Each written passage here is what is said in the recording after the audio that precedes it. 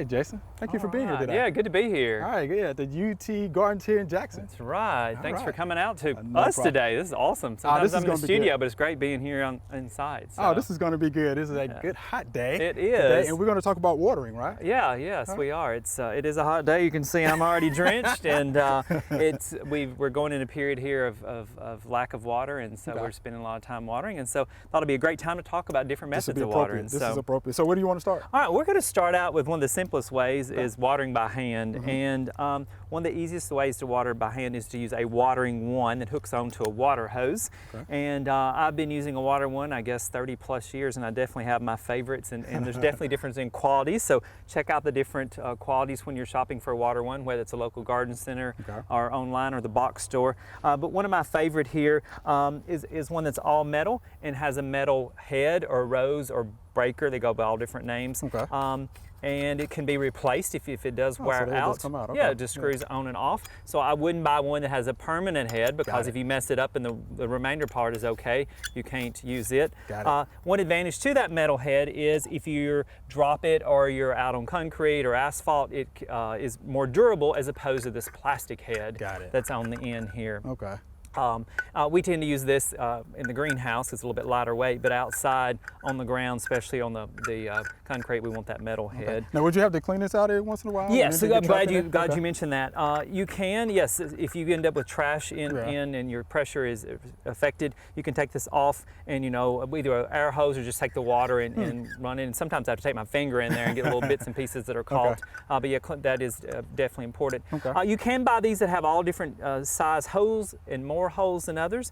I will tell you, the finer that hole is, the more likely it is to get trash in it and caught up. So you do want one with a whole lot of holes, and they go by numbers, and I can't even tell you what these are. What I do not like is one that has an adjustable head up here that has the dial. So there's a fan spray and a cone shape. And the reason I don't, even if you've got it on the setting with a bunch of holes, it doesn't put out near the volume of water that this does. This puts out a huge amount of water gently, and you don't have to stand in one spot as long to water with that. So keep that in mind. Forget those adjustable things.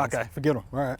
Also, the way the water hose, the wand turns on and off, you definitely want some kind of valve on there, so you don't have to run back to the water hose, so you're not wasting water also when you're moving from plant to plant or pot to pot. So this one has a valve that turns on and off by the lever system. There are all different quality of these. You can buy these in plastic, you can buy them brass, you can buy them in nickel. And then this particular one has a built-in system called a One Touch, and I love this. It's thumb operated. One Touch. And so it works really well. The particular wand that I don't like is the one that has this trigger here. And the reason I don't like that, if you're pulling this across the lawn, you're pulling your hose, that trigger can get caught on things, plants, grass, or whatever. Also can break off easy. So it's better, from my experience, to have something like this. That's so easy to operate. Or again, this valve here. Of course, one disadvantage of this, if this were to malfunction, you've got to get rid of the whole device, because it's built in, where you can replace these valves on the wand. But a wand is a great way to water, particularly container plants. And the long handle makes it a lot easier to reach in there. Of course, greenhouses and nurseries have been using these for years. So if you're using the wand, though, how would you water your plants? Would you water over the top, or would you water right at the root zone? It's best if you can get the water down low. I tell you, those of us who work in the industry and in our nursery area here, I mean, if we watered underneath everyone, we'd be here for days. We got to go quickly, moving across. It's best to water in the morning because you lose less water to evaporation. If you're watering late in the evening, there's a chance of, especially with overhead watering, which we're talking about today, a chance of disease, fungus building up because you've got that water on the foliage that remains there all evening. So morning's the best time. As working people, we have to water when we can. You can, right? So I water when I get home in the evening. I leave home at 5:15 in the morning. I'm not going to water in the morning. And so when a plant needs water, it needs water. It doesn't matter the time of day. Good deal. A plant wilts for one reason: it's not getting water. Now, it can be not getting enough water for several reasons. One, it could have root rot from too much water, and so the roots are rotting, so it's not taking up water. It can be that it's so hot, plants particularly hydrangeas have big leaves, big flowers, they can't take up the water fast enough. So it may not be that the soil's dry, it just can't take it up fast enough. And then the third reason is, truly it is dry and it needs watering. So you always want to check your plant to be sure it actually needs watering before watering. So how would you check your plants though? So I would check the soil. Okay. Check the soil. And it doesn't mean the soil 3 feet away. It means the soil around the base of the Right. plant, particularly when you've just planted a new plant in the ground, a little, say an annual or perennial. You want to stick your finger in the soil it was growing in to begin with. Till those roots run into the existing soil, it's not going to be able to absorb water. Got so it. put your finger down in there and visibly test to see if it needs moisture. Good point. You know, the number one killer of plants, house plants and outdoor plants, is actually overwatering, Overwater. I believe it or figured not. that. Particularly people with irrigation systems that set it and walk away. And that's something that can be covered on another episode. We won't go into that today, irrigation systems. But in generally, you're wanting to put approximately 1 inch of water on a week. And so whether you're doing that with the overhead or the in-ground, and there are devices that you can purchase that collect the water and kind of adjust for that, particularly if you've got the in-ground system. But you know, in the ideal world, we don't get 1 inch of water once a week. We get it, in the ideal world, we get it divided up about 3 times a week. So that's kind of what you're doing when you're watering. You're watering a couple times a week. That's if we're talking about in the ground. If you've got containers, it's a different story. You may have to water those every day. Sure. But in general, 1 inch of water a week during the summer is what you need to add to your landscape if you're not getting rainfall. Okay. All right, so then we're going to talk a couple different forms of overhead sprinklers. And I've got several in front of me here today we're gonna talk about. The first one here is called an impact sprinkler, and I'm going to turn it on in a few minutes. And I have different versions of this. I have this all metal one, which is heavy, which I really like. Because it's heavy, it stays in place. If you've got good water pressure, as we do here, you cannot use one of these plastic ones. This will actually flop around and will fall over, and you have to actually weight it down, which is a pain. So you know, when you're buying a sprinkler, look for one that's heavy, that's going to serve the purpose you're looking for. Okay. So this impact sprinkler also comes on a tripod that you can set in the garden that gets the water higher up. You know, if you've got lots of tall shrubs or plants, you may need to get the water above them so it's not blocking, the water's not being blocked. So it can be purchased that way. You can also buy this where this is actually on a stake that you stick in the ground. I don't advise that, because once you get in the ground, if you can get it in the ground, if it's soft enough, once you've watered a little bit, it kind of wallows out the hole. Again, if you've got good water pressure, and you actually come out of the ground. So you really need one with a big base. And again, metal is better because it's heavy. Okay, that's definitely heavy. And so this is again impact, and we'll demonstrate that in a minute. And then we also have this one that just makes the circle goes around and around and around. Seen that at a lot of places. It's not adjustable, where this impact I'm going to show you in a few minutes is adjustable. This just makes the circle, and you cannot adjust the pattern at all on it. Also, this is floppy. This one falls over for me. I don't, again, So we got too much water pressure. It's metal, but it's just not big enough. And then there's the oscillator sprinkler, which goes back and forth. And again, we're going to demonstrate that.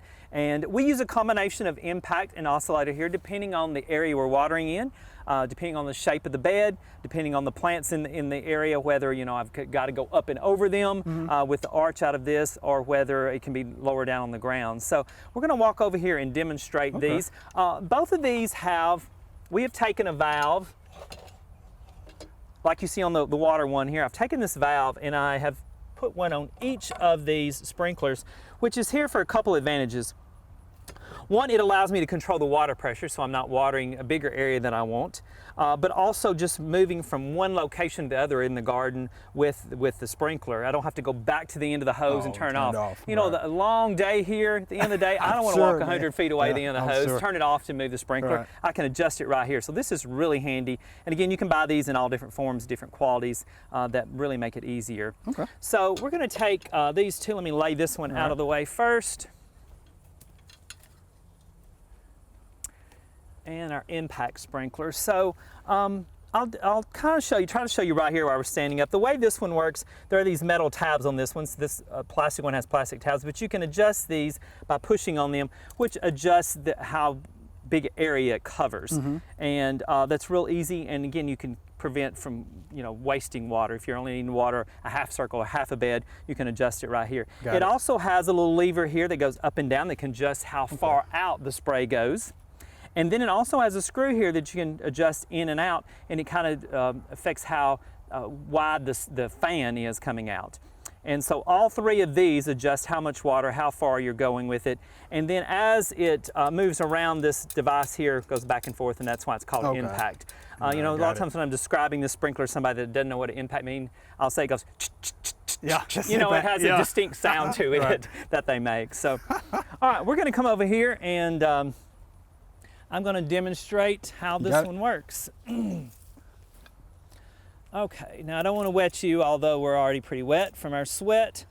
So again, I've got this valve here, and I'm going to turn it on with this valve, and again, I can control my pressure. Oh, there it goes. So that's the and sound. So by adjusting these little tabs here, again, I can adjust, turn it up a little more. Oh, that feels good. How far it's spraying. So once it hits the stop, it turns and goes back the other direction. Okay. And you can see where it gets that sound. So again, you can see the spray going out here by adjusting this little tab here. It keeps it brings it closer to you, so it doesn't go as far out. I'm going to lift it back up, and then the screw here also adjusts the way the fan of the spray goes. So you can see. Oh, that's interesting. It fans it out more. Got it. And so. So an impact will water as small as, say, a quarter of a circle, or a pie, piece of pie, or a complete circle, depending on how you adjust it. Okay. If you have really good water pressure, some devices like this particular one, you can actually hook another hose up and have another sprinkler on the other end. But again, you got to have good water pressure for that. So this has got one where you can hook another water hose up to it. So is that the one you like to use the most? Actually, I use the oscillator the most, just because our beds here are really not circles. Okay, got it. Now, if I'm watering a lawn setting, this would definitely be a good way to use, or a good one to use. That's for the lawn, all right. And then the oscillating sprinkler. So an oscillating goes back and forth, oscillates back and forth. And again, I've got the valve on here. I'm going to go ahead and turn this one on. It has tabs that control how far back and forth it goes. So I've already got it set where it won't get me wet. So it comes out at a fan shape. Turn the pressure up a little bit more. And so you can adjust again how far out it goes by the amount of pressure, but also how far you can adjust it by adjusting the tabs back and forth. Okay. So right now I've just got it going one direction. Better quality sprinklers like this will have tabs that adjust easier than others. Some of them have this dial that's a little bit more difficult. This one really works well. Again, I recommend a metal sprinkler. I've had these in plastic as well, and again, if you got good water pressure, they can flop and cause a problem with it flopping and not working properly. This one also has a valve up at the top that can control the pressure as well, but it doesn't actually turn it all the way off. So again, I like that valve on the end to adjust it so it's completely turned off. So you want to think about, when you're applying the water, not to cover a bigger area than you need. Sure. You don't want to waste water. Again, early in the morning is best when it's got time for it to soak in before it gets hot during the day, but also gives time for the plants to evaporate and keep the moisture off the foliage. Again, when a plant is dry, it needs water. It doesn't matter the time of day. If it's wilted, check the soil, be sure it's wilted, and water it. Don't think, oh, well, I'll wait till first thing in the morning. Well, that may be 12 hours or 14 hours later, and that plant's suffered in that time. So keep that in mind. Another misnomer is when the sun's out and water drops hit a plant, so it does not burn the leaves. So that is a misnomer. I was just about to ask you that. Actually, no wise tale, so don't worry about that. Worry about it. And an inch? You said an inch? An inch roughly over a week is idea. And keeping that water down low if you can, as you mentioned in the very beginning. If you're hand watering, definitely direct it to the base if you can. Got it. Well, Jason, we appreciate that. It looks like you need to hop in the water. All right, Thank you much. Thanks for watching the video. If you enjoyed it, please click the subscribe button below.